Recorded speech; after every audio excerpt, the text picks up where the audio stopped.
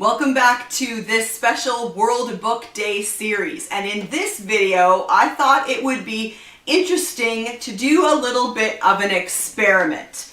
I'm currently reading Jane Fairfax by Joan Aiken, Jane Austen's Emma through another's eyes. She's using Jane Fairfax is the main character in her story, but she's using all the characters from Emma, and she has to, of course, tell some of the same story of what happens in Emma, but she's doing it through the eyes of Jane Fairfax. And so far, I'm really quite enjoying it. But reading it made me think, how well does Joan Aiken capture the voice and style of Jane Austen? So in this video, what I thought I would do is read a small amount of Emma for you, and then a small amount of Jane Fairfax, and I'd love to hear your thoughts down in the comment section below. Do you think that Joan Aiken did a good job of capturing the voice and style of Jane Austen? So, Emma by Jane Austen.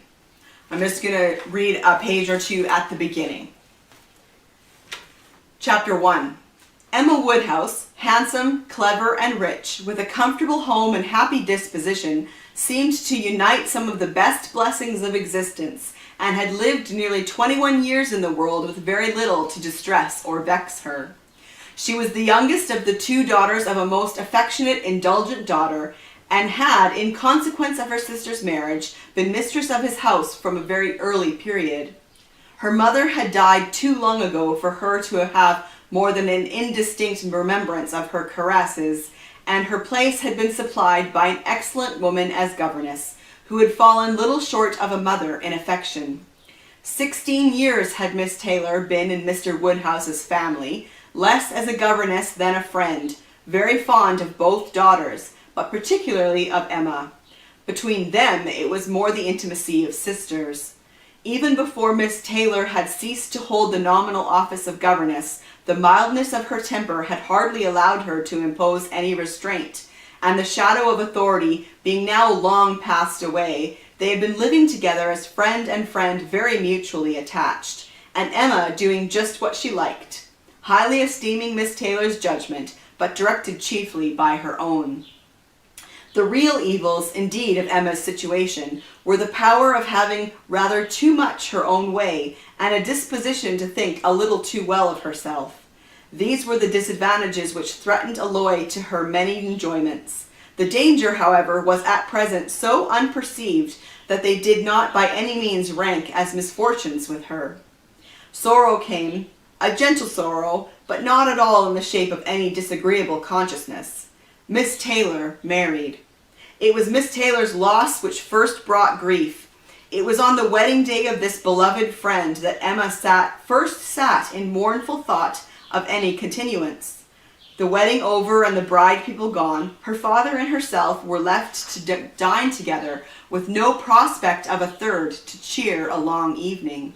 Her father composed himself to sleep after dinner as usual, and she had then only to sit and think of what she had lost. The event had every promise of happiness for her friend.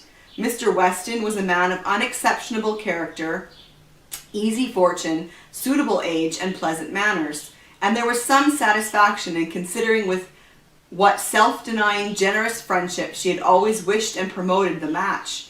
But it was a black morning's work for her. The want of Miss Taylor would be felt every hour of every day.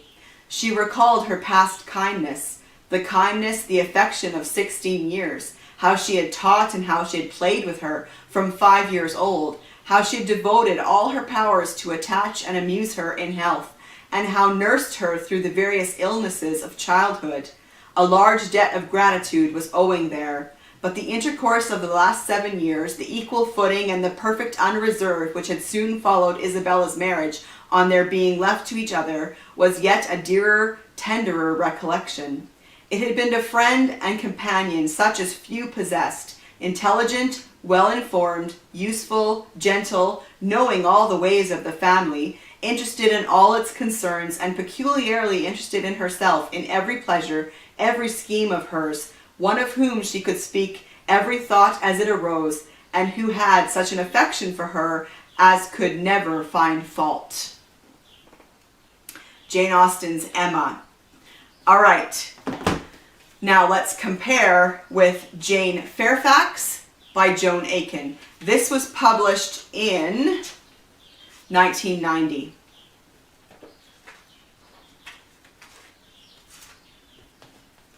Chapter 1.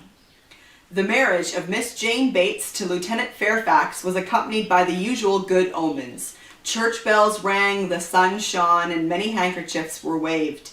But these omens were to prove delusive, for the lieutenant, an excellent officer and a most deserving young man, had the misfortune, not more than 3 weeks after the wedding, to be posted overseas with his regiment and killed in action before he had another chance to revisit his native land. His young widow, soon sinking under the combined assaults of consumption and sorrow, bequeathed the care of the fatherless child to her elderly parents, for Lieutenant Fairfax possessed no family of his own.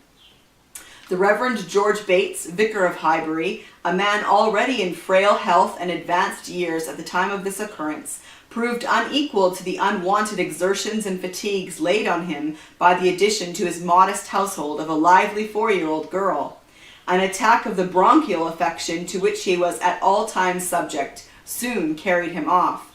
His widow and remaining unmarried daughter, considerably older than her sister Jane, were thereupon obliged to remove themselves from the vicarage, and since he, a man of keen intelligence but little judgment, and much given to impulsive, unthinking generosity, had left them remarkably ill provided for, their new quarters must necessarily be very humble. The drawing-room floor of a house in the middle of Highbury village. The ground premises were occupied by people in business, a barber shop. The establishment owned no garden. The village itself, however, enjoyed a pleasant, airy situation in the lovely county of Surrey, and early anxieties that the little girl might inherit such a weakness of the lungs as had dispatched her unfortunate mother and grandfather were in due course allayed. All that the fond care of a doting grandmother and deeply attached aunt might accomplish was done, and nobody had any expectation but that little Jane would remain in Highbury, taught only what very limited means could command, growing up with no advantages of connection or improvement to be engrafted on what nature had given her in good understanding and a pleasing person. That the child's disposition and capacities were both above average was a fact not lost upon either her affectionate relatives or on more impartial and discerning neighbors, and such services as might without offense be offered were soon at her disposal. Mrs. Pryor, wife of the incoming vicar, who had seen her own 4 children carried off untimely by the cholera, was very ready to teach little Jane her letters and multiplication tables, finding the child an eager and biddable pupil. Equally advantageous, but on a more mundane level, was an attention from the chief family of the village. Wearing apparel, very little spoiled, and of excellent quality, was contributed by Mr. and Mrs. Woodhouse, who had 2 daughters, both of larger size than the orphan. Isabella, the firstborn, was 7 years older, while Emma Woodhouse, though born in the same year as Jane, was as remarkably healthy, well-grown, and forward for her age, that she had the appearance of being at least 2 years older. This system of outgrown clothes being handed on was begun so early, while the children concerned were not of an age to comprehend the difference between worn or new garments, that it soon became a matter of accustomed usage by most of the parties to it. Indeed, the scheme was so sensible and so well intentioned that none of the adults involved ever paused a moment to conjecture as to the possible effect on a proud and sensitive nature of being perpetually obliged to appear in the village street clad in bonnets, boots, and pelisses, however superior in quality, which were already familiar to neighbors as having been worn several years previously by the young Mrs. Woodhouse, and having been chosen in the first place to fit the tastes and measurements of another. So there you have it. Emma by Jane Austen and Jane Fairfax by Joan Aiken. What do you think? Did Joan Aiken manage to capture the voice and style of Jane Austen? I'd love to hear your answers, your thoughts down in the comment section below. And I'll see you for another video soon. Bye.